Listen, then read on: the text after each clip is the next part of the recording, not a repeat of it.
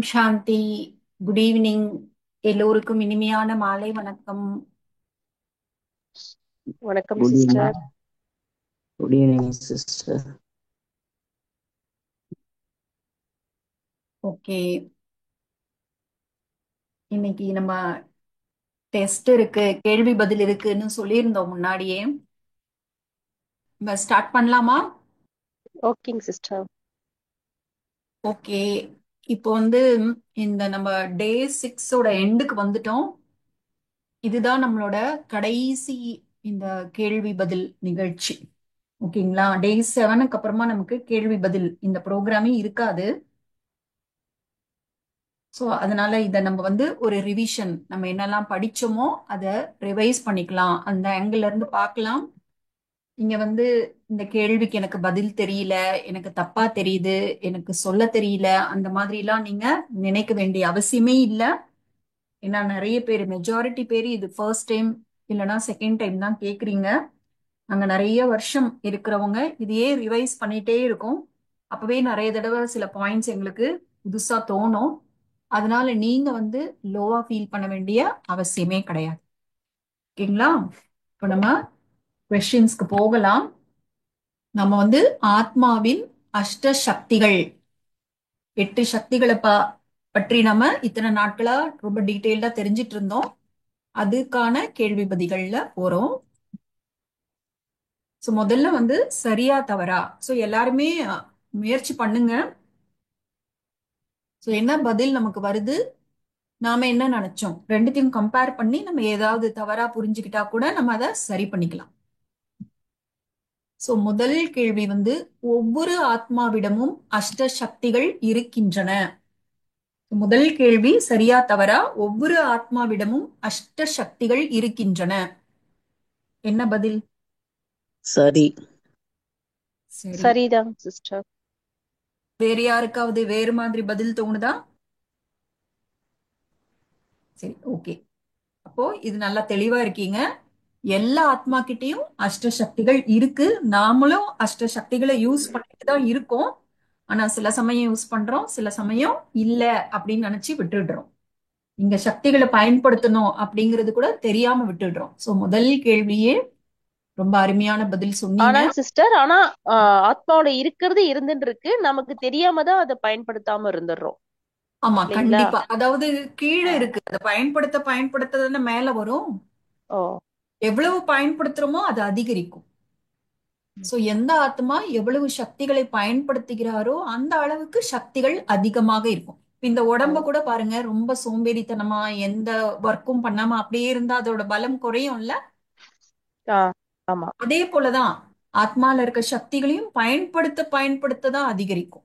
பயன்படுத்தலைன்னா அது குறைஞ்சிட்டு போற மாதிரி தான் இருக்கும். நமக்கு நமக்கு அது நிறைய இருக்குன்ற ஃபீலிங் கூட வரவே வராது.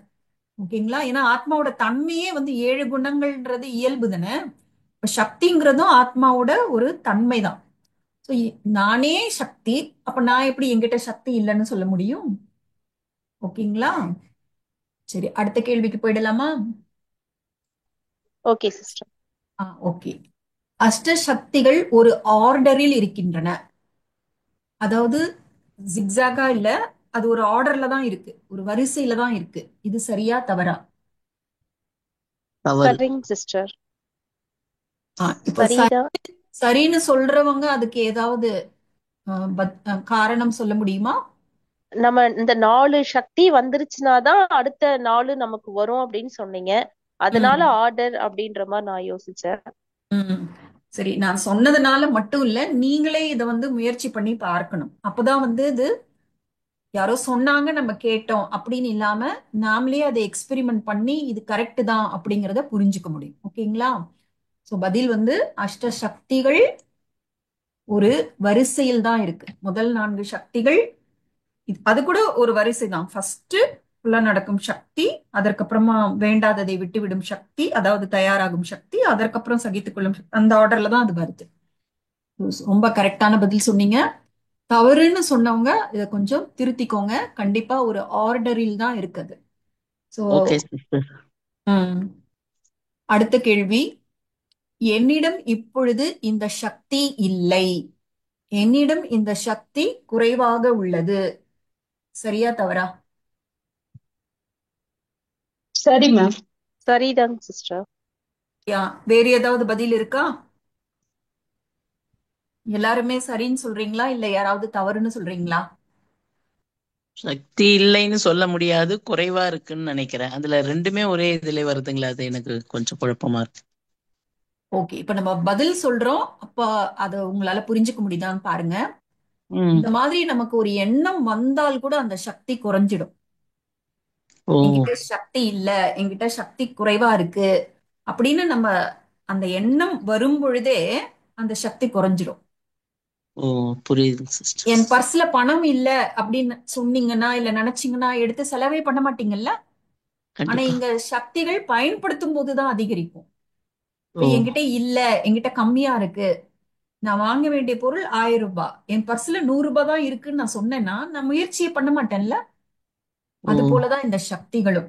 சோ ஒரு பொழுதும் என்கிட்ட இந்த சக்தி இல்ல, என்கிட்ட இந்த சக்தி குறைவா இருக்கு, இவங்க கிட்ட இருக்கு, அவங்க கிட்ட அதை பயன்படுத்த மாட்டேன், இப்படிலாம் நம்ம சொன்னால் கூட அந்த சக்தி குறைந்து விடும். ஓகேங்களா? எல்லாருக்கும் ஓகேவா? யாருக்காவது ஆ, ஏதாவது சந்தேகம் ஆ இருந்தா கூட இத வாய்ப்பா பயன்படுத்திக்கோங்க. ஓகேங்களா? Okay sister. ஆ, நான் வெகு காலமாக இவரை சகித்துக் கொண்டிருக்கிறேன். சரியா தவறா? தவறு. ஏன் தவறு? நம்ம சகிச்சு சகித்து கொண்டே இருக்கு. கொண்டிருக்கிறேன் அப்படின்னு சொல்றது கூட பாத்தீங்கன்னா அது லோவா ஃபீல் பண்ற மாதிரி தானங்க சிஸ்டர் அது, வேற ஏதாவது இல்லைங்களா? பதில் வருதா? வேற ஏதாவது பதில்? ஆனா சொல்லும் போதுதான் தெரியுது அது சரின்றது. ஏன்னா சகித்து யார மேம் கொண்டிருக்கிறேன்றது குறிக்குது? ஓகே தான். இல்ல, யாரோ பேசுறீங்க. வேற பதில் இருக்கா? சொல்லுங்க. இவரை யார மேம் குறிக்குது? யார வேணா வச்சுக்கோங்க, நம்ம லைஃப்ல அதை சொல்றோம்ல. இந்த மாதிரி சொன்னா அது சரியா சகித்து தவறா? கொண்டுதான் இது வரைக்கும் இருந்தோம். ஆனா இப்ப ம், வந்து அது அப்படி கிடையாதுங்கிறது தெரிஞ்சிருக்கு. சரி, நான் இப்ப பதில் சொல்றேன். அப்போ உங்களுக்கு கிளாஸ்ல சொன்னது ஞாபகத்துக்கு வருதான்னு பார்க்கலாம். சகிக்கிறேன் என்ற வலியான எண்ணம் வந்தாலே சகிக்கவில்லை என்றுதான் அர்த்தம். ஏன்னா சகிப்பு தன்மைங்கிறது சக்தி. எங்க சக்தி பயன்படுதோ அங்க வந்து வலி இருக்காது, சுகம் சாந்தி தான் இருக்கும். கரெக்டா? கரெக்ட். அப்ப நம்ம வெளிப்புறமா தான் சகிச்சிட்டு இருக்கோமே தவிர ஆத்மாவோட அந்த சக்தி உள்ள அங்க சகிப்பு தன்மைங்கிறது இல்ல. அதனாலதான் உள்ள வலி வேதனை, இத்தனை நாளா சகிச்சிட்டு இருந்தேன், இவரை சகிச்சிட்டு இருக்கேன் அப்படிங்கிற ஃபீலிங் வருது. இந்த பாயிண்ட் ஞாபகத்துக்கு வருதா எல்லாருக்கும்? ம், கண்டிப்பா. Okay ma'am. ஓகேங்க சிஸ்டர். இந்த எல்லா விஷயங்களையும் சிஸ்டர் சொல்றாங்க அப்படிங்கறதுனால ஏத்துக்க வேண்டாம். நீங்களே அதை சிந்தித்து பாருங்க. உடனே போய் அந்த கிளாஸ ரெஃபர் பண்ணி பாருங்க. ஓகேங்களா? இந்த சக்திகளே என்ன, சுகம் சாந்தி அந்த இயல்புல நம்ம தொடர்ந்து இருப்பதற்கு தான். அப்ப அந்த உண்மையிலேயே அந்த பவரை யூஸ் பண்ணல, நாம வேற வழி இல்ல. இல்லைன்னா எனக்கு ஜாப் போயிடும், இல்லைன்னா எனக்கு ஃபேமிலியில இருக்க முடியாது, அதனால நான் சகிச்சுக்கிறேன் அப்படிங்கிற மாதிரி வேறு வழி இல்லாமல் வெளிப்புறமாக சகிச்சிட்டு இருக்கோமே தவிர உள்ளிருந்து அந்த சகித்துக் கொள்ளும் சக்தி வெளிப்படலன்னு அர்த்தம். சரி, அடுத்த கேள்விக்கு போலாம். இதுவும் சரியா தவறாதான்? நம்மால் மற்றவர்களது சமஸ்காரங்களை மாற்ற முடியும். சரியா தவறா? முடியாதுங்க. தவறு. வேற ஏதாவது பதில்? சோ எல்லாருமே கலந்துக்கோங்க. ஏன்னா ரெண்டே தவறுதான். ஆப்ஷன். ம் தவறுதான் சிஸ்டர். யாருக்காவது சரின்னு தோணுதா? இல்ல. சரி, தவறுன்னு சொல்றவங்க ஏன் தவறுன்னு சொல்லுங்க. அவங்க சமஸ்காரங்களை நம்மளால மாத்த முடியாது இல்லைங்களா? ம் அது அவங்க கையில தானே இருக்கு. வெரி குட், கரெக்டா புரிஞ்சிருக்கீங்க. மற்றவர்கள் மாறுவதற்கு நம்ம ஞானம் சக்திகளை கொடுத்து ஒத்துழைப்பு கொடுக்க முடியுமே தவிர நம்மால நேரடியா போய் யாருடைய சமஸ்காரத்தையும் மாற்ற முடியாது. அவங்களுக்கு புரிய வைக்கலாம், பாரு நீ இந்த மாதிரி பண்றது கரெக்டா அப்படின்னு புரிய வைக்கலாம். நாம அவங்களுக்கு அன்பு கொடுக்கலாம். நாம அவங்களுக்கு முன்னாடி ஒரு உதாரணமா நம்மளோட குணங்களை காமிக்கலாம். அதை பார்த்து அவங்கள இன்ஃப்ளூயன்ஸ் பண்ண வச்சு அவங்களுக்குள்ள இது வேண்டாம் இனிமே அப்படின்னு நினைக்கிற அளவுக்கு நம்ம பண்ண முடியும். நாம நேரடியாக யாருடைய சமஸ்காரத்தையும் மாற்ற முடியாது. இவரால் எனக்கு காயம் ஏற்பட்டது. அதாவது இங்க உடல் காயம் பத்தி பேசல, மனக்காயம் சொல்றோம்ல. எனக்கு ஹர்ட் ஆயிடுச்சு, இவங்களால எனக்கு ஹர்ட் ஆயிடுச்சு அப்படி சொல்றது சரியா தவறா? தவறு. வேற ஏதாவது பதில் இருக்கா? நம்ம வந்து தவறுதான் மேம். இப்ப வந்து தவறுன்னு எதனால சொல்றீங்க? அது மாதிரி நெகட்டிவா நம்ம நினைக்க கூடாது இல்லைங்களா? நினைக்க கூடாது, அதெல்லாம் வேற விஷயம். எனக்கு காயம் இல்ல, ஏற்பட்டதுங்கிறது கரெக்டா தப்பா? தப்பு தானுங்க மேம் சிஸ்டர். அதை நம்ம அதாவது ஏற்றுக்கவே காயம்ன்றது கூடாதுல்ல நம்ம மேம். ஏற்கனவே கொடுத்திருப்போம். அந்த காயம் இப்ப நமக்கு வருது. வரும்போது அதை ஏத்துக்கணும் இல்லைங்களா? அதெல்லாம் அப்படி அடுத்த இல்லைங்க ஸ்டெப். சிஸ்டர். அடுத்த ஸ்டெப். அடுத்த ஸ்டெப் காயம் அதை அவருக்கு ஏற்பட்டுதா வந்து நம்ம இல்லையா? காயமாவே ஏத்துக்க கூடாது. அதை ஒரு பெருசா இது பண்ணக்கூடாது. ஒருத்தவங்க பாராட்டும் அவருக்கு போது எந்த ஆத்ம அளவுக்கு சக்தி. நம்ம அதை ஏத்துக்க கூடாதோ அது மாதிரி காயப்படுத்தும் போது அதை நம்ம உள்ள ஏத்துக்கவே கூடாது. நீங்க இவருக்கு ரொம்ப ஆத்ம சக்தி ஆ, குறைவா ஆ, இருக்கு. அதனால நம்ம அதை இது பண்ணக்கூடாது. ஓ, அதனால காயம் இல்லாத அது காயமே கிடையாது. Sister okay. காயம் எல்லாரும் ஆ, ஏற்படுறதுனாலே நம்மகிட்ட சக்தி இல்ல சிஸ்டர். ஒரு காயம் ஏற்பட்டு நம்ம சொன்னாலே நமக்கு அந்த சக்தி இல்ல அப்படிங்கிறது. Okay, okay. கரெக்ட். அதாவது எல்லாருமே ஒரு ஒரு ஆங்கிள் இருந்து பேசுனீங்க, ரொம்ப நல்லா இருந்துச்சு. நம்ம இங்க ஏதாவது ஒரு புது பாயிண்ட் இதுல கத்துக்க முடியுமான்னு பார்க்கலாம். அதாவது மத்தவங்க சில விஷயங்க பண்றாங்க, அது நமக்கு பிடிக்கல, நம்ம மனசுல சில எண்ணங்கள் ஏற்படுத்துறோம். பாரு எப்படி பேசுறாங்க, இப்படியா பேசுவாங்க, என்ன அவமானப்படுத்துறாங்க பாரு, எனக்கு இப்படி நிந்தனை பண்றாங்க பாரு அப்படின்னு நாம எண்ணங்களை ஏற்படுத்துறோம் பாருங்க. அந்த எண்ணம் தான் நமக்கு காயத்தை ஏற்படுத்துது. இதே வந்து அவங்க பண்றத பார்த்து வேற ஏதோ ஒரு எண்ணம் ஏற்படுத்தி அந்த விஷயத்தை நம்ம உள்ளேயே கொண்டு போலன்னா வலியே ஏற்படாது. கரெக்டா? கரெக்ட்.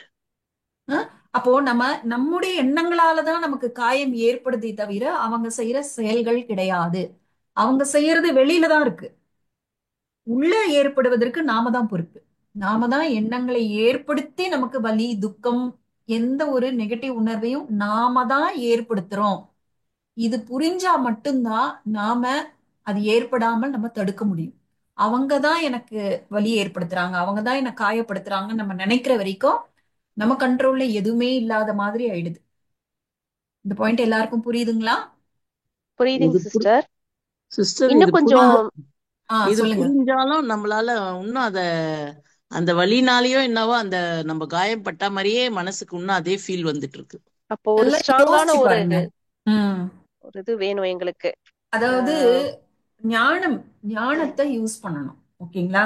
அதாவது ஒரு விஷயம் நடக்குது, 4 பேர் இருக்காங்கன்னு வச்சுக்கோங்க. ஒரு ஸ்கூல்லயே டீச்சர்னே வச்சுக்கோங்க, இல்ல ஆபீஸ்ல வேலை பண்றவங்க வச்சுக்கோங்க. 4 பேர் இருக்கிறாங்க. அந்த டீச்சரோ பாஸோ வந்து கண்ணாபின்னான்னு திட்டுறாங்க. ஓகேவா? அறிவு இல்லையா, முட்டாள், இப்படி இருக்கு அப்படி இருக்குன்னு என்னவோ திட்டுறாங்க. இப்ப 4 பேரும் ஒரே மாதிரி அஃபெக்ட் ஆவாங்களா? ஆக மாட்டாங்க. ஆக மாட்டாங்க. ஒருத்தர் ஆமாங்க ரொம்ப சிஸ்டர். சீரியஸா எடுத்துப்பாங்க, ஒருத்தர் அழுவாங்க, ஒருத்தர் சம்பந்தப்பட்டவங்கள கண்ணாபின்னான்னு திட்டுவாங்க, ஒருத்தர் கூலா ஒண்ணுமே நடக்காத மாதிரி இருப்பாங்க. சாத்தியமா இல்லையா? ஆமாங்க கண்டிப்பா. சிஸ்டர், உண்மைதான். அப்போ விஷயம் ஒன்றுதான். அப்ப 4 பேரும் எப்படி அதை பாக்குறாங்க, எப்படி அதை எடுத்துக்கிறாங்கன்றதுனாலதான் அவங்களுக்குள்ள அந்த எண்ணத்தை ஏற்படுத்துறாங்க. நான் இது வரைக்கும் யாருக்கிட்டையும் திட்டு வாங்கினதே இல்லை, என்ன போய் இப்படி திட்டிட்டாங்களே, நான் எவ்வளவு உதவி பண்ணியிருக்கேன், என்ன போய் இப்படி பேசுறாங்களே, இப்படி நாம ஏற்படுத்துற எண்ணங்கள்னாலதான் நமக்கு வலி, துக்கம், காயமெல்லாம் ஏற்படுதே தவிர அவங்க செய்யற விஷயம் கிடையாது. அவங்க என்ன வேணா செய்யட்டும், ஆனா காயப்படாமல் இருப்பது என்னோட கையில இருக்கா இல்லையா? இருக்குங்க சிஸ்டர், நம்ம கையில தான் இருக்கு. அப்ப வந்து இதற்கு ஞானம் நிறைய யூஸ் பண்ணணும். அப்ப ஞானத்தை பயன்படுத்தும் பொழுது நம்ம எண்ணங்களை சேஞ்ச் பண்ணிடலாம். ஓகேங்களா? அப்போ வந்து இந்த காயம் என்னாலதான் ஏற்படுது, நான் நினைச்சா அந்த காயம் ஏற்படாமல் நான் ஞானத்தை யூஸ் பண்ணுவேன். இல்ல ஏற்கனவே நான் ஏற்படுத்தின காயத்தை கூட எண்ணங்கள் மூலமாகவே நான் மட்டும்தான் அதை ஆற்ற முடியும், மத்தவங்க எல்லாம் செய்ய முடியாது. நாம ஏற்படுத்தின காயத்தை நாம தான் சரி பண்ண முடியும், மத்தவங்க பண்ண முடியாது. ஓகேங்களா? இதே இப்ப இப்போ தெளிவாயிடுச்சு. ஒரு மாமியார் இருக்கிறாங்க, 4 மருமக இருக்கிறாங்க. ஒரு மாமியார் ம், 4 மருமகள்களையுமே திட்டுறாங்கன்னு வச்சுக்கோங்க, அப்பவும் இந்த உதாரணம் பொருந்தும்ல? கண்டிப்பா. அதாவது நீங்க ஒரு கரெக்ஷன் சொல்லலாம், அது அன்பா சொல்லலாம், இல்ல வந்து ம், தவறான வார்த்தைகள் யூஸ் பண்ணாம சொல்லலாம், மரியாதையோட சொல்லலாம். ஆனா ம், அவங்க மோசமான வார்த்தைகள் யூஸ் பண்றாங்க, அதெல்லாம் அவங்களோட குணத்தை வெளிப்படுத்துறாங்க தானே. ம், அப்ப சம்பந்தப்பட்டவங்க அவங்க சமஸ்காரத்தை வெளிப்படுத்துறாங்க. நான் ஏன் அந்த சமஸ்காரத்தை எடுத்துக்கணும்? அவங்க சொல்ற விஷயத்துல உண்மை இருக்கா இல்லையா? இருந்தா நான் என்ன எவ்வளவு மாத்திக்கணும்? இல்ல அவங்க சொல்றது ம். முற்றிலும் தவறுனா இப்ப சொன்னா அவங்களுக்கு புரியாது, பின்னாடி சொல்லலாம். இல்ல அவங்க எப்பவுமே புரிஞ்சுக்க மாட்டாங்கன்னா அது அவங்க பிரச்சனை. நான் ஏன் காயப்படணும்? என் மேல தவறே இல்ல. இது என்னோட ஞானம் மற்றும் சக்தியினால நான் அந்த ஒரு ப்ரொடெக்ஷனை ஏற்படுத்திக்கிறேன்ல. முடியுமா முடியாதா? புரியுதுங்க முடியும் சிஸ்டர். ஓகேதான். முடியும். இது டக்குன்னு அவங்க யாராச்சும் பேசும்போது நமக்கு அந்த ஞானம் வெளிப்படணும். இது அதுதானே வந்து முதல் ஒண்ணு. சக்தி, புலனடக்கும் சக்தி அதுதானே. ஒரு விஷயம் நடக்குது, நாம அலர்ட்டா இல்லைன்னா காயப்பட்டுருவோம். நம்ம ரொம்ப அலர்ட்டா, அதுதானேப்பா புலனடக்கும் சக்தி. ஒரு சூழ்நிலையோ மனிதரின் நடவடிக்கையோ எனக்குள்ள எந்த ஒரு மாற்றத்தையும் கொண்டு வரல, என்னோட ஸ்திரத்தன்மையை அசைக்கவில்லை, அதுதானே. சோ புலனடக்கும் சக்தியை பயன்படுத்தும் பொழுது நாம சாட்சியா இருந்து பார்ப்போம். அவங்க பண்ற விஷயத்த ஞான கண் மூலமா பார்ப்போம். அப்ப நமக்கு இது ஒரு பிராக்டிஸ்ல தான் வரும். முதல்ல இந்த பாயிண்ட நம்ம ஏத்துக்கணும், அப்புறம் அது பிராக்டிஸ்ல அது கொண்டு வரணும். ஆனா பாயிண்டையே நம்ம ரிஜெக்ட் பண்ணிட்டோம்னா பிராக்டிஸே பண்ண மாட்டோம். அதனால அந்த நேரத்துல நாணம் வெளிப்படும் போது நமக்கு அது நீங்க சொல்ற மாதிரி காயத்தை ஏற்படுத்தல. அப்புறம் கொஞ்ச நேரம் கழிச்சு நம்ம அதை திருப்பி ரீகலெக்ட் பண்ணும்போது அது வலி இருக்குது. அது கொஞ்சம் லேட் ஆகுமா? மறுபடியும் அதுதான் பண்ணணும். எப்போ ஆஹ் ஞானத்தை பயன்படுத்தும் பொழுது வலி ஏற்படலைன்னா நீங்க எத்தனை ஆஹ் தடவை அந்த எண்ணம் வந்தாலும் ஞானத்தை பயன்படுத்திக்கிட்டே தான் இருக்கணும். ஓ ஏன்னா ஓ இப்ப வந்து மனசுங்கிறது பக்குவம் இல்லாதது. ஓ புத்தியை நீங்க ஸ்ட்ராங்கா வச்சிட்டீங்கன்னு வச்சுக்கோங்க. புத்தி ம் வந்து பெரிய அண்ணா மாதிரி, ம் மனசு வந்து குட்டிக்கு தங்கச்சி மாதிரி. இப்ப ஓ சொல்லி சொல்லி புரிய வச்சு மனச புத்தி லெவலுக்கு உயர்த்தணும்ல. ம் இதை தவிர வேற மெத்தடே கிடையாது. இது ஒரே மெத்தட் தான். ஆனா ஆமா. நாளடைவுல மனசும் புத்தி லெவலுக்கு வளர வளர வளர முதல்ல அது எது கஷ்டமா தெரிஞ்சுதோ அதெல்லாம் இப்ப சுலபமாயிடும். இப்ப ஈஸியா தெரியுது. பட் ஆனா பிராக்டிஸ்ல தான் இன்னும் கொஞ்சம் கிளியர் ஆகும்னு நினைக்கிறேன். கண்டிப்பா பிராக்டிஸ் தான், எல்லாமே பிராக்டிஸ் தான். இதுதான் வந்து பிரம்மா குமாரியில புருஷார்த்தம் அப்படின்னு சொல்லுவோம். புருஷார்த்தம்னா முயற்சி. ஓ எல்லாமே எல்லாமே எளிமையானதுன்னா, ஆனா முயற்சிங்கிற உழைப்பு கண்டிப்பா வேணும். அது இல்லாம முடியாது. இப்ப ஆனா எந்த ஒரு இது நடந்தாலுமே அதை ஆராய்ஞ்சு பாக்குறோம், இப்படிதான் இருக்கணுங்கிறத வந்து புரிஞ்சுக்கிறோம். உம் ஆனா அதை நடைமுறைப்படுத்துறதுக்கு கொஞ்சம் பிராக்டிஸ் வேணும். அதுதான் இங்க பிரம்மா குமாரியில வந்து ஒரு சிஸ்டமேட்டிக்கா இருக்கும் எல்லாமே. இப்போ 7 days கோர்ஸ் முடியுது. அதுக்கப்புறம் முரளி கேட்க ஆரம்பிப்பீங்க. முரளியில வந்து சிவ பரமாத்மா உங்களோட டைரக்டா பேசுவாருன்னு சொன்னேன் இல்லையா, அது அந்த பாயிண்ட்ஸ் எல்லாம் டெய்லி கொஞ்சம் கொஞ்சம் ஹோம்ஒர்க் மாதிரி கொடுப்பாங்க. எல்லாமே மனசு சம்பந்தப்பட்டதுதான். அந்த மாதிரி ஓ அந்த அந்த பிராக்டிஸ் பண்ண பண்ண பண்ண நீங்க திரும்பி பார்க்கும் பொழுது அப்படி இருந்த நான் இப்படி ஆயிட்டேனேன்னு உங்களுக்கே அந்த வித்தியாசம் தெரிய வரும். மத்தவங்களுக்கும் உங்ககிட்ட வித்தியாசம் தெரிய வரும்.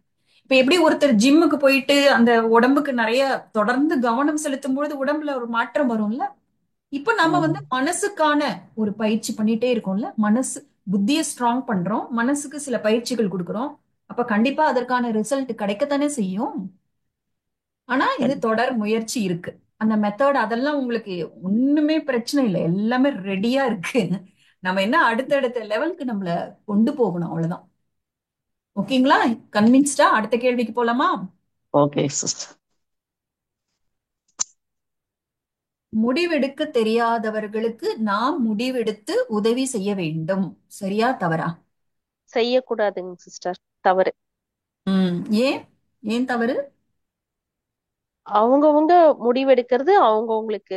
நமக்குன்றது மத்தவங்களுடைய கருத்து நம்ம கிட்ட வரக்கூடாது. ஏன்னா நம்மளோட கருத்தை சொல்லலாம், ஆனா வந்து முடிவை நம்ம எடுக்க முடிவை கூடாது. அவங்க எடுக்கணும். கரெக்ட். இது நல்லாவே நம்ம டீட்டெயில்டா பார்த்தோம், உங்களுக்கும் ஞாபகத்துல இருக்கு. ஆலோசனை கேட்கலாம், கொடுக்கலாம், ஆனால் அவரவர் முடிவை அவரவர் பகுத்தறிந்து எடுக்க வேண்டும். என்னோட சக்தி என்ன, என்னோட சூழ்நிலை என்ன, பின்னாடி இந்த முடிவினால வரக்கூடிய பிரச்சனைகளை என்னால ஃபேஸ் பண்ண முடியுமா, பிளஸ் மைனஸ் எல்லாத்தையும் பார்த்து அவங்கவுங்க தான் அவங்கவுங்க முடிவை எடுக்கணும். ஸோ நம்ம அவங்களுக்கு சஜஷன் கொடுக்கலாம், இப்படி பண்ணலாம் அப்படி பண்ணலாமே, நீ எடுத்த முடிவுல இந்த பிளஸ் இருக்கு இந்த மைனஸ் இருக்கு, அந்த மாதிரி எல்லாம் நம்ம பேசி நம்ம ஹெல்ப் பண்ணலாம். இதனால என்னன்னா ஒவ்வொருத்தருக்கும் அந்த பகுத்தறிந்து முடிவெடுக்கக்கூடிய அந்த ஒரு சக்தி வளர ஆரம்பிக்கும். நீங்க குழந்தைங்களுக்கு ஸ்பூன் ஃபீடிங் பண்ணிட்டே இருந்தீங்கன்னா ஒரு நாளும் அவங்க கையால சாப்பாடு எடுத்து சாப்பிடறத கத்துக்கவே மாட்டாங்கல்ல. சோ இதுதான். ஓகே, ஓகேங்களா? அடுத்ததுக்கு போயிடலாமா? ஓகேங்க சிஸ்டர். சரி, அடுத்தது இதுவும் சரியா தவறாதான். ஆன்மீக முன்னேற்றம் வேண்டுபவர்கள் எல்லாவற்றையும் சகித்துக்கொண்டு முற்றுப்புள்ளி வைத்து விட வேண்டும். ஆமாங்க சிஸ்டர். ஆ, சரி. மத்தவங்களாம் வேற தவறு ஏதாவது பதில் இருக்கா? தவறு தவறு சிஸ்டர். தவறுன்னு சொல்றவங்க ஏன் தவறுன்னு சொல்றீங்க? நம்ம எல்லாத்தையுமே சகிக்கணும்ன்ற அவசியம் இல்லைன்னு சொன்னீங்க, ஆனா ஏன்றது எனக்கு மறந்துடுச்சு. ஓகே, ஆக்சுவலா எல்லாவற்றையும் சகிக்கணும், ஆனா சில விஷயங்களை எதிர்கொள்ளவும் வேண்டும். எதிர்கொள்ளும் சக்தி பத்தி பார்த்தோம் இல்லையா? தர்மத்துக்கு புறம்பானதை, அநியாயமானதை, அபியூஸ், சிஸ்டர் நிறைய எக்ஸாம்பிள்லாம் கூட சொல்லி புரிய வச்சாங்கல்ல. சோ சிலவற்றை எதிர்கொள்ள வேண்டும். அதுக்கு எப்படி பண்ணணும்னா ஸ்திரத்தன்மையோடு இருந்து எதிர்கொள்ள வேண்டும். நம்ம டிஸ்டர்ப் ஆகாம, அப்பதான் நம்ம மனசு டிஸ்டர்ப் ஆயிடுச்சுன்னா புத்தி வேலை செய்யாது. நிறைய அழகான உதாரணங்களோடு புரிய வச்சாங்கல்ல. நான் ஆன்மீகத்துல இருக்கேன்றதுனால என்ன பண்ணாலும், இப்ப உங்க வீட்டுல திருட வரான், நான் பேசாம உட்கார்ந்து இருக்கணுமா? அவன் திருடன், வேற என்ன பண்ணுவான்? திருடன் சார், வாங்க சார், அங்க அதை வச்சிருக்கேன், எடுத்துட்டு போங்க, அப்படியா சொல்லுவோம்? அப்போ ஒரு கட்டை எடுத்து அடி விழும், போயிடுன்னு சொல்வோமா மாட்டோமா? சோ தப்பான விஷயங்களை எதிர்கொள்ளும் சக்தி வேண்டும். ஓகேங்களா? இப்ப ஓகே. யாரெல்லாம் வந்து வேறு பதில் நினைச்சீங்களோ அவங்க கன்வின்ஸ் ஆறீங்களான்னு பாருங்க. அப்பதான் உங்களுக்கு கேள்வி வரும், நம்ம கிளியர் பண்ணிக்க முடியும். நான் முற்றுப்புள்ளி வைக்கணும்ன்றதுக்காக சரி அப்படின்னு சொன்னேங்க சிஸ்டர். அதுக்காக முற்றுப்புள்ளி தான் நான் சரி அதுக்கப்புறம் வந்தேன். ஒண்ணுமே பண்ண மாட்டோம்ல. சகிச்சாச்சு, அவங்க பாட்டு அது தவறு நடந்துகிட்டே இருக்கணும், அப்படிதானே அர்த்தம் ஆயிடுது. முற்றுப்புள்ளின்னா என்ன? அதுக்கு மேல ஒண்ணும் கிடையாது. இப்போ சகித்து கொண்டு நம்ம அடுத்த ஸ்டெப்புக்கு போகணும், எதிர்கொள்ளணும் தவறானதை. ஓகேங்களா? இப்ப புரிஞ்சிடுச்சா? ம். ஓகேங்க சிஸ்டர். ஏன்னா எதிர்கொள்ளும் சக்தி தான் எல்லார்கிட்டயும் ரொம்ப குறைவா இருக்கு.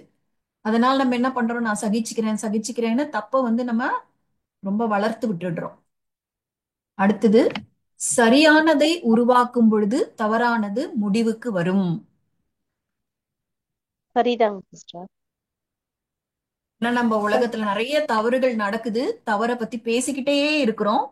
ஆனா நாம ஒரு உதாரணமாக இருந்து சரியான பாதையில போகும் பொழுது நம்மளை பார்த்து நம்ம லைன்ல எல்லாரும் வர ஆரம்பிப்பாங்க.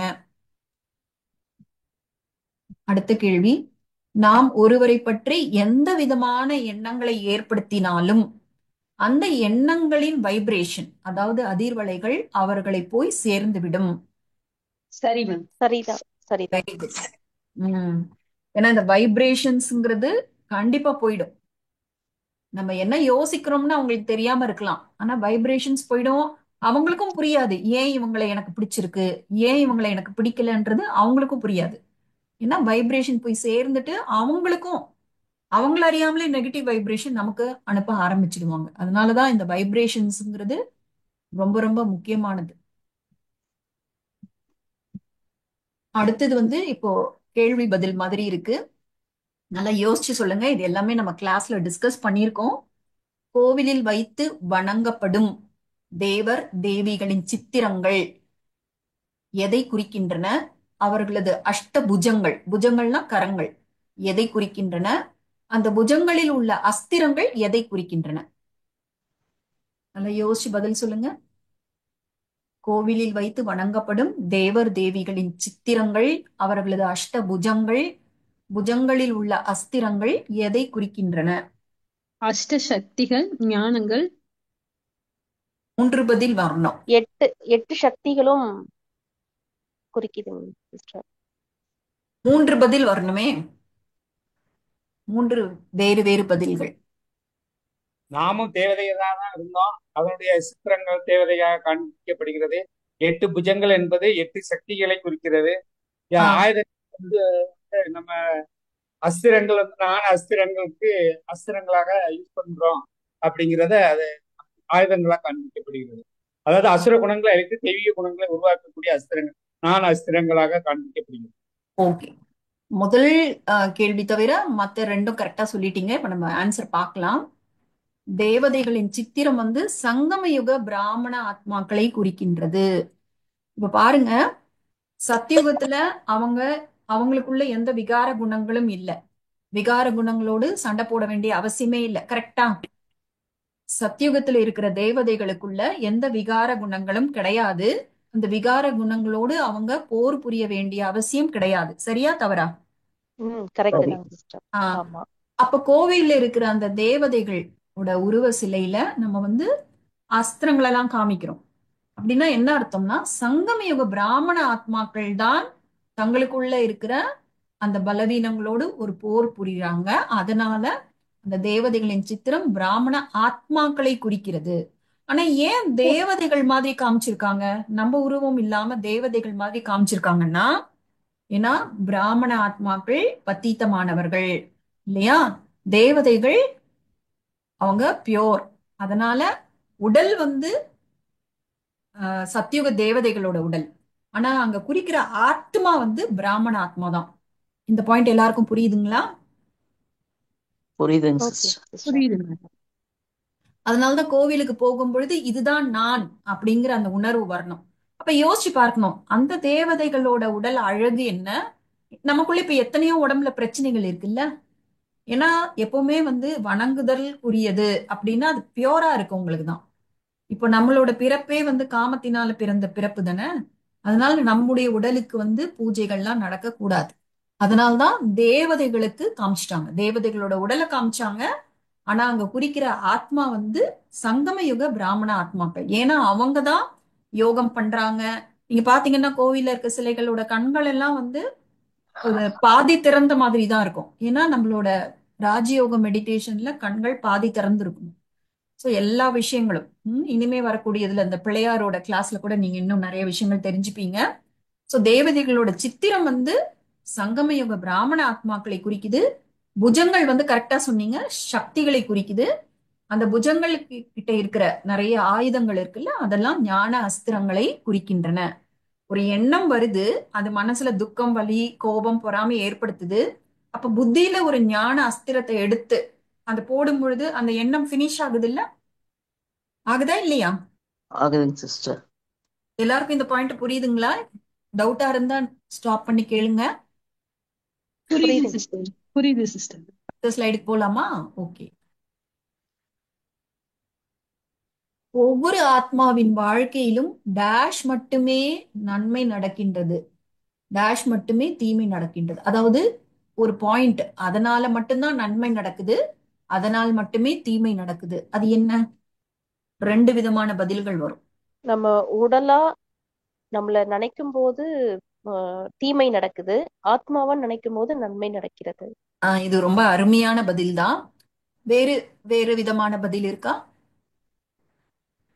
ஏன்னா உடல் எண்ணங்கள் சொல்லுங்க. எண்ணங்கள் எப்படி நல்ல எண்ணங்கள் இருக்கும்போது நல்லது நடக்குது, தீய எண்ணங்கள் இருக்கும்போது தீமை நடக்குது. அருமையான பதில், இதுவும் அருமையான பதில். சோ இதுக்கு நீங்க விதவிதமா பதில் சொல்ல முடியும். நாம இங்க கொடுத்திருக்கிறது வந்து தெய்வீக குணங்களினால் மட்டுமே நன்மை நடக்குது, விகார குணங்களால் தீமை நடக்குது. ஓகேங்களா? சரி, சூப்பர். நீங்க சொன்ன பதிலும் கரெக்ட் தான். அஷ்ட சக்திகளை பயன்படுத்தும் போது டேஷ் குணங்கள் எமர்ஜ் ஆகி டேஷ் குணங்கள் மர்ஜ் ஆகின்றன. எமர்ஜ்னா மேல வருது, மர்ஜ்னா கீழே போயிடுது. என்ன பதில்?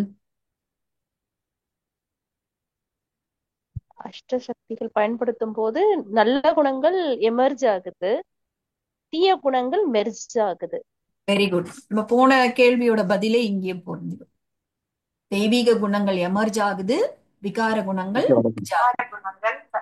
ஆமா, கரெக்ட். அதனால்தான் அஷ்ட சக்திகள்ன்றது ரொம்ப முக்கியமான ஒரு வகுப்பு. அந்த சக்திகளை பற்றிய ஞானமும் ரொம்ப முக்கியம். நம்முடைய ஸ்திரத்தன்மையை அசைப்பதற்கான தூண்டுதல்கள், அசைப்பதற்கான தூண்டுதல்கள் என்ன? நம்முடைய ஸ்திரத்தன்மையை அசைப்பதற்கான தூண்டுதல்கள். நாம ஸ்டேபிளா இருக்கும், நம்மளோட ஒரிஜினல் குணங்கள்ல இருக்கும். ஆனா அது ஷேக் ஆகுது. எதனால ஷேக் ஆகுது? கர்ம வினையாலைங்களா? கர்ம வினை, எதிர்மறை எண்ணங்கள். நம்மளுடைய சக்தி குறையும் போது. 2 அதாவது டேஷ் போட்டிருக்காங்க. தூண்டுதல்கள் எப்பவுமே வெளியில இருக்கும். ஓகேவா? தூண்டுதல்கள் வெளியே இருக்கு. சரி, பதில் பார்க்கலாம். ஏக உணர்வு. ஓகே, அதெல்லாம் கரெக்ட் தான். சூழ்நிலைகளும் மனிதர்களின் நடவடிக்கைகளும். நீங்க முழு அஷ்ட சக்திகள் கிளாஸும் பார்க்கும் பொழுது நம்ம இந்த ரெண்டு வார்த்தையை அடிக்கடி யூஸ் பண்ணுவோம். சூழ்நிலைகள், மனிதர்களின் நடவடிக்கைகள். அதாவது சிச்சுவேஷன்ஸ், அதுக்கப்புறம் மனிதர்களோட பிஹேவியர். அவங்க எப்படி உண்மைதான். நடந்துக்கிறாங்களோ நமக்குள்ள இருக்கிற அந்த தூய்மை போகுது, கோபம் வருது, சாந்தி போயிடுது, மகிழ்ச்சி போயிடுதுன்னு சொல்றோம் இல்லையா? சோ தூண்டுதல்கள் அப்படின்னா situations and behaviour of people. கரெக்ட்டுங்களா? கரெக்ட். ஓகேங்க. இந்த தூண்டுதல்கள் வந்த உடனே தான் நமக்குள்ள கண்டிப்பா ரெண்டு சமஸ்காரங்களும் இருக்கு. தெய்வீக குணங்களும் இருக்கு, அசுர குணங்களும் இருக்கு. ஆனா வெளியே அந்த தூண்டுதல்கள் வந்த உடனே அந்த உள்ள இருக்கிற ஏற்கனவே நிறைய பிறவிகள் யூஸ் பண்ணி பழகி போன அந்த அசுர குணங்கள் வெளியில வந்துருது. கோபம், அகங்காரம், பேராசை, ஏதோ ஒரு குணம் வெளியில வருது. அந்த மாதிரி வெளியில வரக்கூடாதுங்கிறதுக்காக தான் அஷ்ட சக்திகளை நம்ம பயன்படுத்துறோம். இந்த பாயிண்ட் எல்லாருக்கும் புரிஞ்சுச்சுங்களா? ம் ஓகேங்க. இதெல்லாம் நல்லா தெளிவா தெரியும் பொழுதுதான் நம்ம தோற்க மாட்டோம். ஏன்னா அஷ்ட சக்திகள் கிளாஸ்ங்கிறது எப்படின்னா, நம்ம வந்து குருக்ஷேத்திரத்துல நிக்கிற மாதிரி அந்த போர் களத்துல நம்ம இருக்கிறோம். அப்ப அந்த போருக்கான எல்லா டீட்டெயில்ஸும் நமக்கு தெளிவா தெரியணும். அடுத்தது, அஷ்ட சக்திகள் டேஷ் மூலமாக வெளிப்படுகின்றன. அஷ்ட சக்திகள் உள்ள இருக்கு, ஆனா எதன் மூலமாக அது வெளிப்படுது? சூழ்நிலைகள் மூலமாக. எல்லாருக்கும் ஞானத்தின் மூலமாக.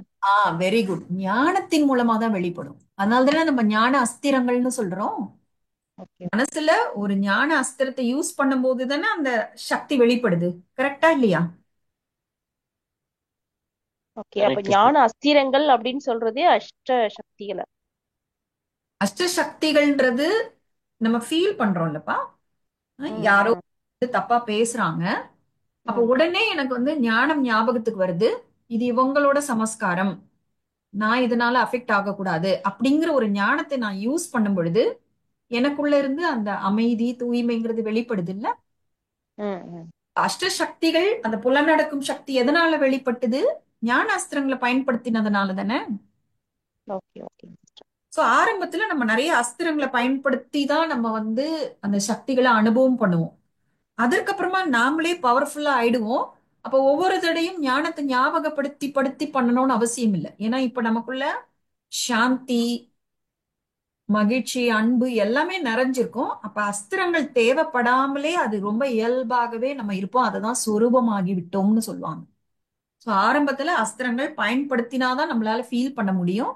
அதற்கப்புறமா எதனாலே நம்ம அசையவே மாட்டோம். அங்கதன் மாதிரி நம்ம ஆடாத அசையாத நிலைக்கு வந்துரும். ஓகேங்களா?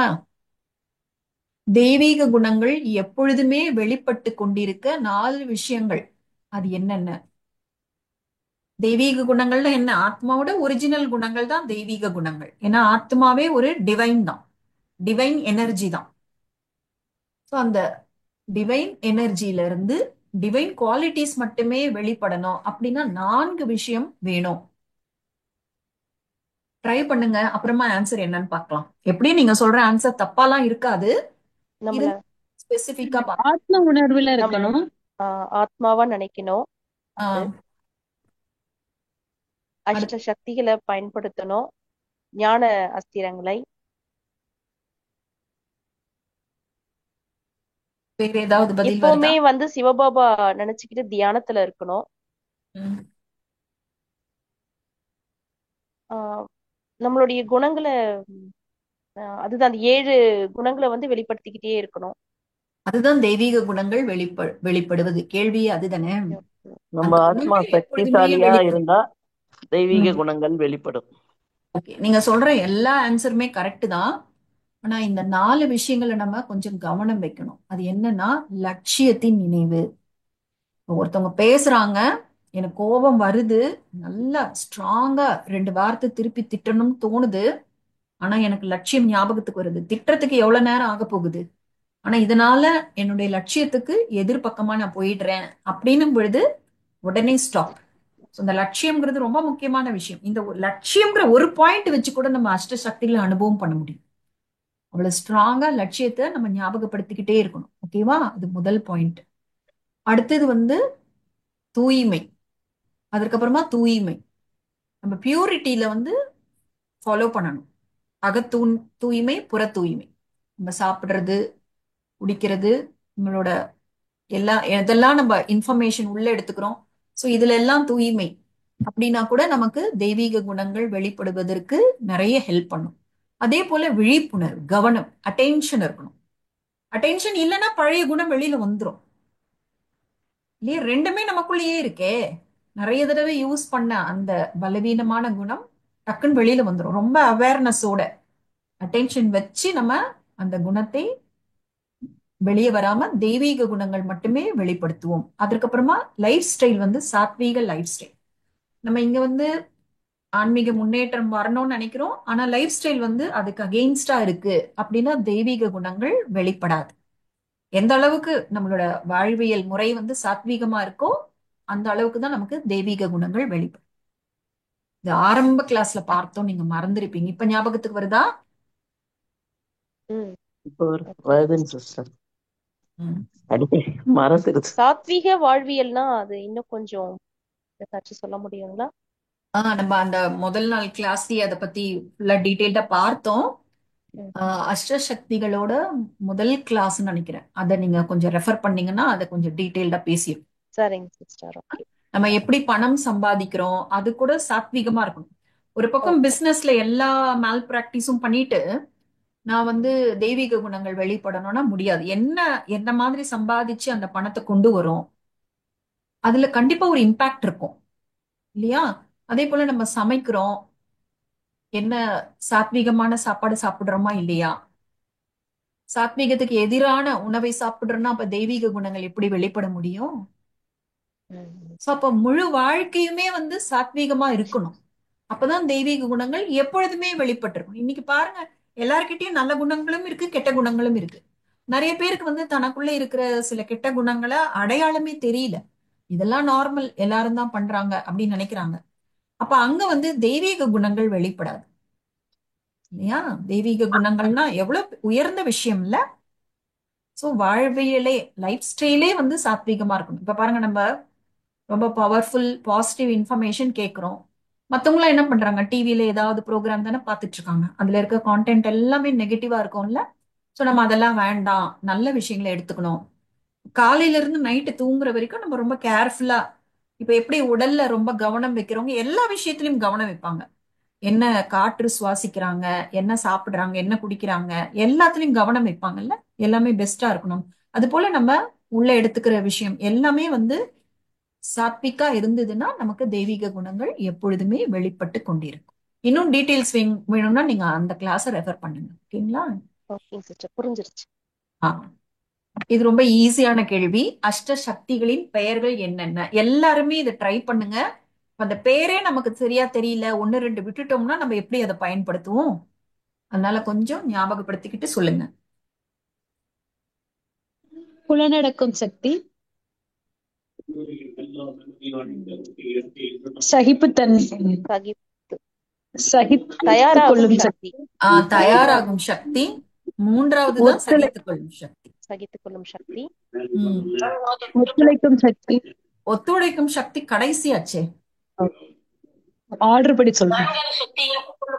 எதிர்கொள்ளும் ஏற்றுக்கொள்ளும் சக்தி. சக்தி, ஏற்றுக்கொள்ளும் சக்தி நான்காவது. ஆர்டர்ல தான் அது வரும் அந்த சக்திகள். அதனால அந்த ஆர்டர்லயே நீங்க மனப்பாடம் பண்ணிக்கோங்க. ஐந்தாவது எதிர்கொள்ளும் சக்திங்களா? ஐந்தாவது பகுத்தறிவு சக்தி. பகுத்தறியும் சக்தி. ஆறாவது அதுக்கப்புறம் தான் பகுத்தறிஞ்சா அடுத்தது உடனே என்ன சக்தி வந்துரும்? முடிவெடுக்கும் சக்தி. ஒத்துழைக்கும் சக்தி. ஒத்துழைக்கும் சக்தி லாஸ்ட்னு சொன்னோமே. லாஸ்ட். முடிவெடுக்கும் சக்தி. என்னப்பா வாட்ஸ்அப்ல ஏதோ முடிவெடுக்கும் சக்தி. முடிவெடுக்கும் சக்தி. அதுக்கப்புறம் தான் எதிர்கொள்ளும் சக்தி. எதிர்கொள்ளும் லாஸ்ட் வந்து சக்தி, அப்புறம் ஒத்துழைக்கும் ஒத்துழைக்கும் சக்தி. சக்தி. ஒத்துழைக்கும் சக்தி. ஆமா, நம்ம ஆரம்பத்திலேயே பார்த்தோம்ல, இந்த சக்திகள்லாம் ஒரு ஆர்டர்ல இருக்கு. இந்த முந்தின சக்தி சரியா இல்லைன்னா அடுத்த சக்தி வெளி வராது. எந்த அளவுக்கு கண்டிப்பா. அது இருக்கோ அந்த அளவுக்கு தான் அடுத்த சக்தியும் வெளி வரும். Okay okay sister. Okay, very good. சரி. கரெக்டா சக்தி பெயரே தெரிஞ்சுக்காத எப்படி அதை ஃபாலோ பண்றது? ஆமா, அதற்காக தான், ஒரு அவேர்னஸ்க்காக தான் இந்த கேள்வி பதில் நிகழ்ச்சியே வச்சிருக்கோம். சரி, தயாராகும் சக்தி. தயாராகும் சக்தி அதை பத்தி கூட இந்த கேள்வி பதில்ல வரும், உங்களுக்கு ஞாபகம் வரும், ரிவிஷன் மாதிரி நடக்கும். ஓகேங்களா? இந்த கேள்வி பாருங்க, எவ்வளவு உயர்ந்த லட்சியம் வைக்கிறோமோ அந்த அளவுக்கு டேஷ் பிராப்திகள் கிடைக்கும். லட்சியம் வந்து ரொம்ப உயர்ந்த லட்சியம் வைக்கணும், சும்மா சாதாரணமா சொல்லிடாதீங்க அப்படின்னு சொல்லுவோம். அதற்கு காரணம் என்ன?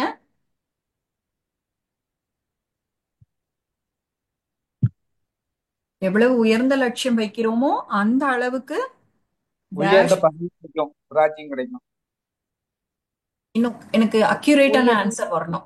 ஏன்னா இதுதான் உங்களுக்கு மோட்டிவேட் பண்ண போகுது. ஆஹா, இந்த சக்திகளை வந்து நம்ம விட்டுடக்கூடாது, லட்சியம் ரொம்ப உயர்ந்ததா வைக்கணுங்கிற அந்த ஒரு டிட்டர்மினேஷன் வந்து இந்த பதில்ல தான் உங்களுக்கு கிடைக்க போகுது. அது என்ன? தெய்வீக இறுதியான பிராப்திகள் தெய்வீகமான கிடைக்கும். ராஜ்யம். ரெண்டு பேரும் பேசுறீங்க, எனக்கு கேட்கல. சத்தியத்துல தெய்வீகமான பிராப்திகள் கிடைக்கும் அப்படின்னு. வேற யாரோ சொன்னீங்க, அது என்னது? சத்தியத்துல பிறவி எடுத்தது.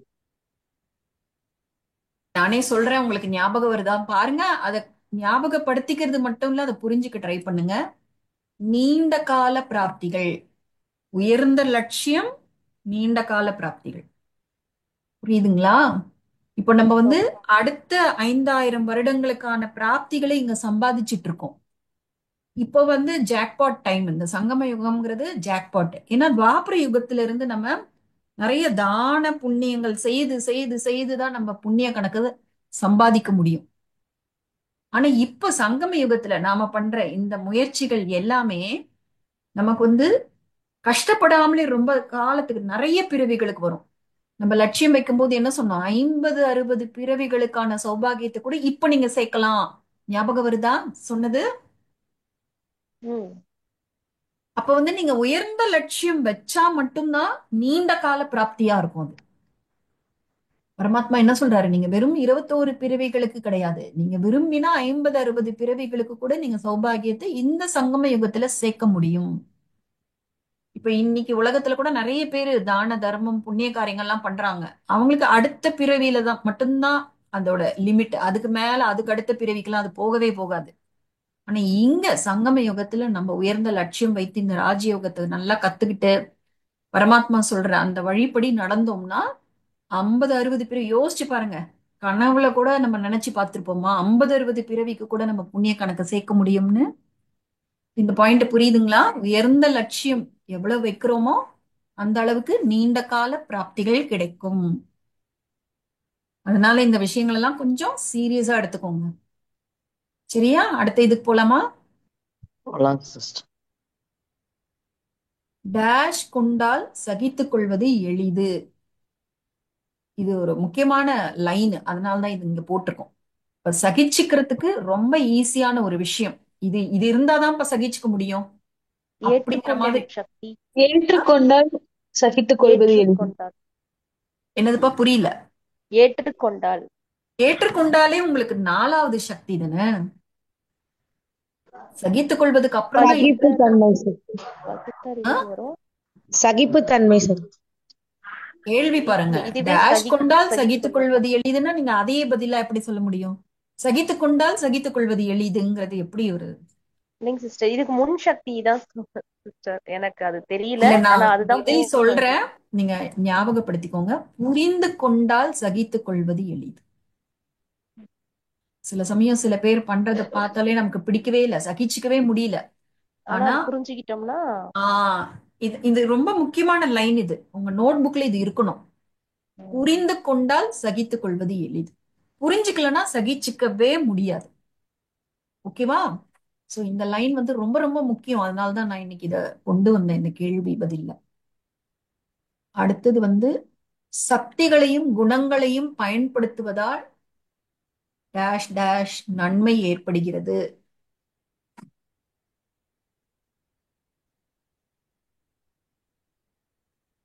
கேள்வி ரிட்டன் சொல்லுங்க. சக்திகளையும் குணங்களையும் பயன்படுத்துவதால் டேஷ் டேஷ் நன்மைகள் ஏற்படுகின்றன. அதாவது யாருக்கெல்லாம்னு அர்த்தம். க்ளூ கொடுத்துட்டேன். யாருக்கெல்லாம் நன்மை ஏற்படுகிறது. இது ரொம்ப நமக்கு easy. நம்ம சுத்தி இருக்கிறவங்களுக்கு. கரெக்ட். 3வது ஆறாவது ஆறான்னு சொல்லுவோம்ல, உலக புவியியல். எது 3வது என்ன சொல்றீங்க? ஆறாக்கும் அந்த உலகத்துக்கே கிடைக்கும். உலகத்துக்கு. ஆறானா நம்மோட எனர்ஜி ஃபீல்டு தானே. So, ரொம்ப கரெக்டான புத்தி. நமக்கு, மற்றவர்களுக்கு, சிருஷ்டிக்கு. சோ சக்திகளையும் குணங்களையும் எவ்வளவு பயன்படுத்துறோமோ நமக்கும் நன்மை, நம்ம தொடர்புல வரவங்களுக்கும் நன்மை, சிருஷ்டிக்கும் நன்மை. சிருஷ்டிக்கும்னா என்னதுங்க சிஸ்டர்? சிருஷ்டினா உலகம் உலகம். ஃபுல்லா. உலகம். ஓகே. சிருஷ்டினா படைப்பு, உலகம். டேஷ் ஆத்மாவுக்கு தாயாக பாலனை தருகின்றன. சிவபாபா தான் ஆத்மாக்கு தாயாக பாவனை தருகின்றன. சிவபாபா தந்தையாக இருக்கு. இல்ல அப்படின்னா அவர் நான் தாயாக்கும் தருகிறான்னு போட்டிருப்பேன்ல, நான் இங்க தருகின்றன. இது ஒரு க்ளூ உங்களுக்கு இருக்கே. இன்னைக்கு டாபிக்கே அதுதானே. மம்மா டாபிக் என்னது? 8 சக்திகளும். அவ்வளவுதான். அஷ்ட சக்திகள் ஆத்மாவுக்கு தாயாக பாலனை தருகின்றன. பதில் சொல்லிட்டேன். யாராவது எப்படின்னு எக்ஸ்பிளைன் பண்ணுங்க.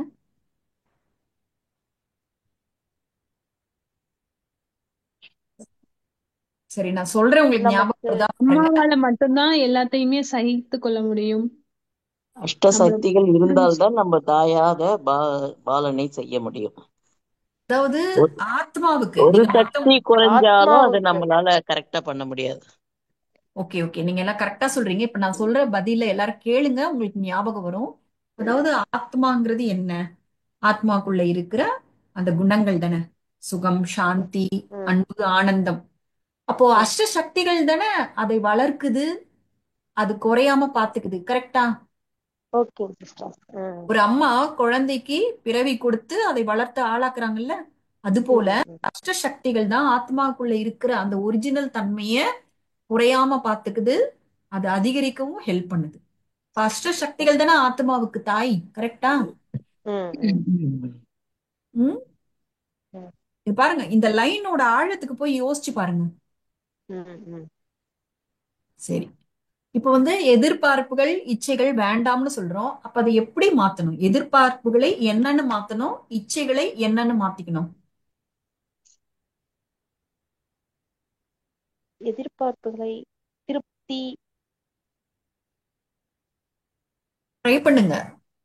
நீங்க சொல்றது கண்டிப்பா தவறான ஆன்சராலாம் இருக்காது. நம்ம ஸ்கிரீன்ல இன்னும் அக்யூரேட்டான ஆன்சர் வரும். ட்ரை பண்ணுங்க. இப்ப சொல்றோம், அதுதான் சில பேர்கிட்ட எதிர்பார்ப்புகளை எதிர்பார்ப்புகள் திருப்தி. இருக்கு. ம் இச்சைகளை வந்து அதுவும் திருப்தி தான் வரும். எனக்கு தெரியலைங்க. ஓகே, அதாவது எதிர்பார்ப்புகளை ஏற்றுக்கொள்ளுதலாக மாற்றிக்கொள்ளுங்கள். எக்ஸ்பெக்டேஷன்ஸ அக்செப்டன்ஸா மாத்திக்கோங்க.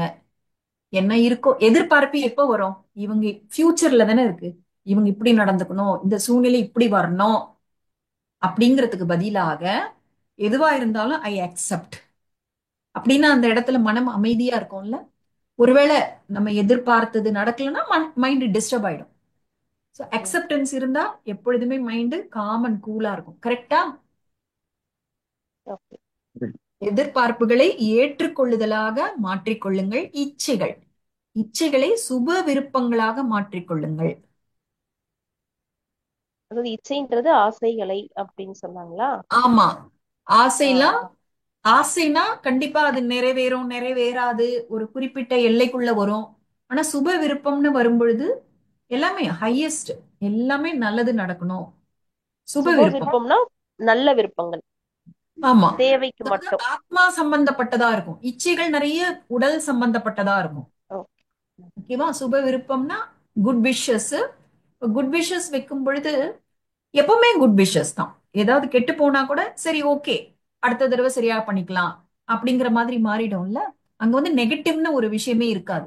ஆனா இச்சைகள்ல உங்களுக்கு நெகட்டிவ்னு ஒரு விஷயம் இருக்கும். எல்லா சக்திகளையும் முதலில் டேஷில் இருந்துதான் ஆரம்பிக்க வேண்டும். இது எல்லா அந்த அஷ்ட சக்திகளுக்கும் இந்த பாயிண்ட் பொருந்தும். எல்லா சக்திகளையும் முதலில் டேஷில் இருந்துதான் ஆரம்பிக்க வேண்டும். நான் பதில் சொல்றேன், அப்ப உங்களுக்கு ஆத்ம உணர்வில இருந்து. என்னப்பா? ஆத்ம உணர்வில இருந்துங்களா? இல்ல, சுயத்தில் இருந்துதான் ஆரம்பிக்க வேண்டும். முதல்ல நாம சுயம்ன்றது கூட ஆத்மா தானேங்க சிஸ்டர்? நீங்க ஆத்ம உணர்வு அந்த மாதிரி போன மாதிரி நினைச்சுக்கிட்டேன். நீங்க நான் ஆத்மா அப்படிதான் சொன்னேன். தான். அதாவது தன்கிட்ட இருந்து ஆரம்பிக்கணுங்கிற அர்த்தத்துல சொல்றேன். சேரிட்டி பிகின்ஸ் அட் ஹோம்ல. ஓகே. சகிச்சுக்கணும். முதல்ல நமக்குள்ள இருக்கிற தவறான விஷயங்களை சகிச்சுக்கணும். நமக்குள்ள இருக்க குறைகளை ஏற்றுக்கொள்ளணும் இல்லையா? முதல்ல நம்ம கிட்ட இருந்து ஸ்டார்ட் பண்ணணும். அப்பதான் அது மத்தவங்க கிட்ட வரும். இப்ப ஞாபகம் வருதா? வருதுங்க சிஸ்டர். முதல்ல நம்ம கிட்ட இருந்து தான் ஆரம்பிக்கணும். நம்ம கிட்ட இருந்து ஆரம்பிக்கும் பொழுதுதான் அது மத்தவங்களுக்கும் நம்ம அப்ளை பண்ண முடியும். ஆத்மா ஸ்திரத்தன்மையோடு இருப்பது என்றால் என்ன அர்த்தம்? இது ஒரு முக்கியமான கேள்வி. இது நம்ம இதை நீங்க கிளாஸ்ல கூட கேட்டீங்க, நான் கூட பதில் சொன்னது ஞாபகம் இருக்கு. ஆத்மா ஸ்திரத்தன்மையோடு இருப்பது அப்படின்னா என்ன எட்டு அர்த்தம்? 8 சக்திகளுமே மேலோங்கி இருப்பது ஸ்திரத்தன்மை. மனிதர்களால் சூழ்நிலைகளால் பாதிக்கப்படாமல் இருப்பது. பாதிக்கப்படாமல்னா இன்னும் கூட கொஞ்சம் ஸ்பெசிபிக்கா சொல்லுங்க. கரெக்டான பாதையில எல்லாருமே ஒரு ரூட்ல போனா கரெக்டான பாதை ஏதோ அதுல போறதுதான் திருத்தன்மை. ஓகே, நீங்க எல்லாருமே அழகான பதில் தான், கரெக்டான பதில் தான். இன்னும் கொஞ்சம் அக்யூரேட்டான பதில் பார்க்கலாம். ஆத்ம சக்தி குறையாமல் இருப்பது. அதாவது ஆத்மாவோட அந்த 7 குணங்களும் அப்படியே இருக்கணும். அதுல குறைவே வராம நம்ம பார்த்துக்கணும். ஏன்னா ஆத்மாங்கிறது ஒரு பாசிட்டிவ் எனர்ஜில இந்த ஒரிஜினல் தன்மையில நிலைத்திருப்பது தான் ஸ்திரத்தன்மை. ஏதாவது ஒண்ணு நடக்குது, அப்ப உடனே என்னோட ஒரிஜினல் தன்மை காணாம போயிடுது அப்படின்னா அது ஸ்திரத்தன்மை கிடையாதுல்ல. ஆத்மா ஞானம், தூய்மை, சாந்தி போன்ற 7 குணங்களை தனது உண்மையான இயல்புகளோடு இருக்கக்கூடிய ஒரு பாசிட்டிவ் எனர்ஜி. இந்த ஒரிஜினல் தன்மைகளில் நிலைத்திருப்பதுதான் ஸ்திரத்தன்மை. ஞாபகம் வருதா? நம்ம கிளாஸ்ல இத பத்தி சொல்லியிருக்கோம். ஏன்னா இந்த ஸ்திரத்தன்மைங்கிற வார்த்தை ரொம்ப யூஸ் பண்ணுவோம். அப்ப அது ஸ்திரத்தன்மைனா என்னன்னே மறந்து போயிடக்கூடாது. எல்லா இடங்கள்லயும் உங்களுக்கு ஒவ்வொரு வார்த்தைக்கும் டீட்டெயில்டா சொல்ல மாட்டாங்கல்ல. அதுதான் நிறைய சொல்லியாச்சேன்னு அடுத்தடுத்து போயிடுவாங்க. ஆனா நம்ம அங்கேயே ஸ்டக் ஆயிடுவோம். புரியலன்னு வச்சுக்கோங்க, மனசுல பதியாது. ஓகேவா? பரமாத்மா எதற்காக சத்தியுகத்தின் உயர்ந்த பதவியை அடைவதை நமக்கு லட்சியமாக கொடுத்திருக்கிறார்? பரமாத்மா எதற்காக சத்தியுகத்தின் உயர்ந்த பதவியை அடைவதை நமக்கு லட்சியமாக கொடுத்திருக்கிறார்? ஸ்திரத்தன்மையோட இருக்கிறதுக்காக. வேற என்ன பதில்? இது கூட நம்ம ஆல்ரெடி வந்த ஒரு கேள்விதான்.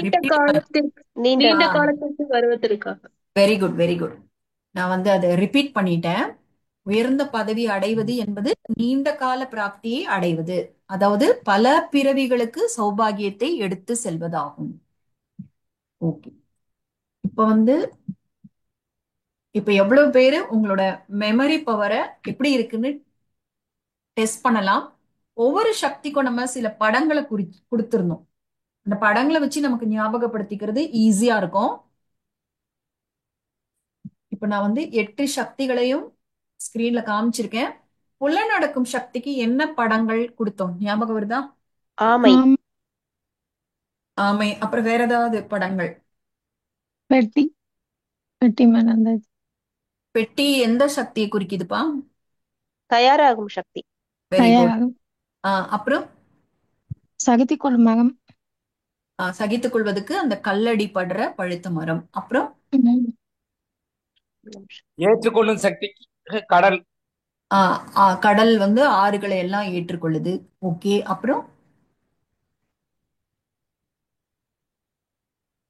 பக்தரின் சக்திக்கு அன்னப்பறவை. அன்னப்பறவை. ஓகே. இன்னொரு படம் கூட கொடுத்திருந்தோம் பகுத்தறியும் சக்திக்கு. துர்க்கை. இல்ல, நான் இங்க தேவிகளோட சொரூபம் எடுக்கவே இல்லை. அந்த கொஸ்டின்ஸ் நான் எடுக்கல. வெறும் இந்த மாதிரி விஷயம்தான். முடிவெடுக்கும் சக்தி, எதிர்கொள்ளும் சக்தி, ஒத்துழைக்கும் சக்தி. ஏன்னா அந்த படம் நீங்க ஞாபகம் வச்சுக்கிட்டீங்கனாலே அந்த சக்தியோட அர்த்தமும் உங்களுக்கு டக்குன்னு புரியும். அதுக்காக தான் இது ஒரு முக்கியமான விஷயம். முடிவெடுக்கும் சக்திக்கு நீதி தேவதை. தராசு, நீதி தேவதை. ஓகே. அதுக்கப்புறம் எதிர்கொள்ளும் சக்திக்கு, ஒத்துழைக்கும் சக்திக்கு சரி, நான் இப்ப ஸ்கிரீன்ல காமிக்கிறேன், ஞாபகம் வருதா பாருங்க. நான் இங்க படம் காமிக்கல. அதாவது புலனடக்கும் சக்திக்கு நம்ம ஆமை காமிச்சோம், தாமரை மலர். தாமரை மலர் சேற்றுல இருந்தா கூட விலகி இருக்கு. அதே போல நம்ம சுத்தி இருக்கிறது நெகட்டிவ் எனர்ஜி இருந்தா கூட நாம அதனால பாதிப்படையாம நம்ம தூய்மையை காப்பாற்றிக் கொள்ள வேண்டும். சோ இந்த படங்களை ஞாபகம் வச்சுக்கோங்க, அந்த சக்தி உங்களுக்கு ரிவைஸ் பண்றதுக்கு ஈஸியா இருக்கும். அதே போல டிராமா ஸ்டேஜ் காமிச்சோம்ல, சாட்சியா இருந்து பார்க்கணும். இங்கே ஒரு நாடகம் நடந்து கொண்டிருக்கிறது, ஞாபகம் வருதா? புலனடக்கும் சக்திக்கு அப்பதான் விலக ஓகேங்க முடியும். சிஸ்டர். நாடகம் அப்படிங்கிற அந்த உணர்வு இல்லைன்னா நம்ம போய் மாட்டிப்போம்.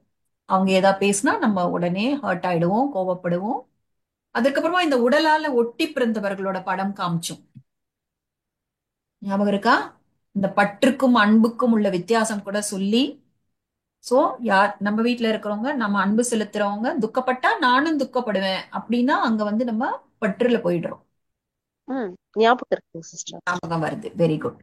தயாராகும் சக்திக்கு எல்லாருமே கரெக்டா சொல்லிட்டீங்க, பெட்டி படுக்கை. சகித்துக் கொள்ளும் சக்தியும் கரெக்டா சொல்லிட்டீங்க, பழுத்த மரத்துக்கு கல்லடி. ஏற்றுக்கொள்ளும் சக்தி கடலில் கலக்கும் ஆறுகள். பகுத்தறியும் வந்து தங்கத்தை உரசும் பொற்கொள்ள. தங்கத்தை உரசி பாக்குறாங்கல்ல, இது நல்ல தங்கமா இல்லையா, தங்கமா இல்லையா. அப்புறம் அன்னப்பறவை. அன்னப்பறவை கற்களை விட்டு விட்டு முத்துக்களை தான் தேர்ந்தெடுக்கும், பகுத்தறிந்து எடுக்கும். முடிவெடுக்கும் சக்தி வந்து தராசு. எதிர்கொள்ளும் சக்திக்கு சவ ஊர்வலம். அதாவது அதை எப்படி காமிக்கிறதுன்னு தெரியல, அதனால சவ ஊர்வலம் காமிச்சிருக்காங்க. அதாவது எது நடந்தாலும் அதை நம்ம வந்து ஏத்துக்கிட்டு நம்ம எதிர்கொள்ளணும், அதை கடந்து வரணும், அதற்காக அந்த சவ ஊர்வலம் காமிச்சிருப்பாங்க. ஒத்துழைக்கும் சக்திக்கு வந்து இது எவ்வளவு முக்கியமான சக்தி, இதுக்கு படத்தை மறந்துட்டீங்க. எல்லாரும் விரல்கள் கொடுத்து மலையை தாங்குவது, அதாவது தூக்கி நிறுத்துவது. கலியுகம்ங்கிற மலையை வந்து நம்ம எல்லாரும் நம்முடைய ஒத்துழைப்பு கொடுத்து சத்தியத்தை கொண்டு வரோம்ல. இப்ப ஞாபகம் வருதா? ம் ஓகே. இப்ப ஆக்சுவலா இன்னும் நிறைய கேள்விகள்லாம் இருக்கு, நம்ம அதை அவசரமா பண்ண வேண்டாம், நாளைக்கு கண்டினியூ பண்ணலாமா இத? ஓகேங்க சிஸ்டர். அர்ஜென்ட்டா முடிக்க வேண்டாம், இது ரொம்ப முக்கியமான ஒரு சப்ஜெக்ட். அஷ்ட சக்திகள் நல்லா ரிவைஸ் பண்ணிக்கணும். இன்னைக்கு வந்து நம்ம டைம் ஆயிடுச்சு, இங்க முடிச்சுக்கலாம். நாளைக்கு மிச்சம் இருக்கிற ஸ்லைட்ஸ் எல்லாம் பாத்துறலாம். ஒரே ஒரு நிமிஷம் நம்ம மெடிடேஷன் பண்ணிட்டு முடிச்சுக்கலாம், ஒரு சைலன்ஸ் மெடிடேஷன். ஆத்ம உணர்வுக்கு வந்து பரமாத்மாவுக்கு நன்றி சொல்லிட்டு நம்ம கிளாஸ் முடிச்சுக்கலாம்.